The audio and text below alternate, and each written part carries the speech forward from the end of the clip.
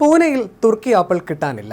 India Pakistan സംഘർഷത്തിനിടെ തുർക്കി ആപ്പിളിന് അനൌദ്യോഗിക നിരോധനം ഏർപ്പെടുത്തിയിരിക്കുകയാണ് പൂനെയിലെ പഴക്കച്ചവടക്കാർ.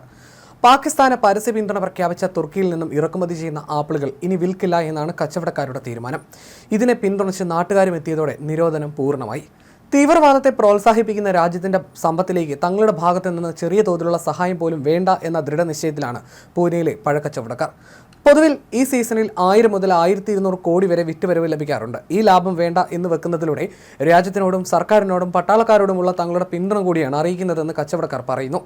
തുർക്കിയിൽ നിന്നുള്ള ആപ്പിളിന് പകരം മറ്റു രാജ്യങ്ങളിൽ നിന്നും ഇന്ത്യയിലെ വിവിധയിടങ്ങളിൽ നിന്നുമുള്ള ആപ്പിളുകളാണ് നാട്ടുകാർ ഇപ്പോൾ ചോദിച്ചു വാങ്ങുന്നതെന്നും കച്ചവടക്കാർ പറയുന്നു. ഇതോടെ പൂനെയിലെ പഴക്കടകളിലൊന്നും തന്നെ തുർക്കി ആപ്പിൾ കിട്ടാനില്ലാത്ത അവസ്ഥയാണ് നിലവിലുള്ളത്.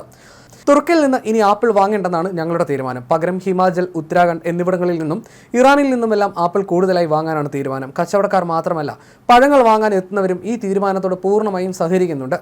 ഇന്ത്യ ഇന്ന് കടന്നു പോകുന്ന സാഹചര്യത്തിൽ രാജ്യത്തോടുള്ള ഞങ്ങളുടെ സ്നേഹവും പിന്തുണയും ഇങ്ങനെയും കാണിക്കണമെന്ന് ഞങ്ങൾ വിശ്വസിക്കുന്നുവെന്ന് അഗ്രികൾച്ചർ പ്രൊഡ്യൂസ് മാർക്കറ്റ് കമ്മിറ്റി ചന്തയിലെ ആപ്പിൾ കച്ചവടക്കാരനായ സുയോഗ് സിൻഡെ പറയുന്നു. ചന്തകളിൽ തുർക്കി ആപ്പിളിന്റെ ആവശ്യക്കാരിൽ 50% കുത്തനെ ഇടിവുണ്ടായതായി മറ്റു കച്ചവടക്കാർ പറയുന്നു. മൊത്ത വ്യാപാരത്തിൽ മാത്രമല്ല, ചില്ലറ വ്യാപാരത്തിലും നിരോധനം വലിയ തോതിൽ ചലനം സൃഷ്ടിച്ചിട്ടുണ്ട്. നമ്മുടെ രാജ്യത്ത് തന്നെ നിരവധി ആപ്പിൾ വകഭേദങ്ങളുണ്ട്. അപ്പോൾ നമ്മൾ എന്തിനാണ് നമ്മുടെ രാജ്യത്തിനെതിരായി ഒപ്പുവെച്ച ഒരു രാജ്യത്തു നിന്നും സാധനം വാങ്ങുന്നത്?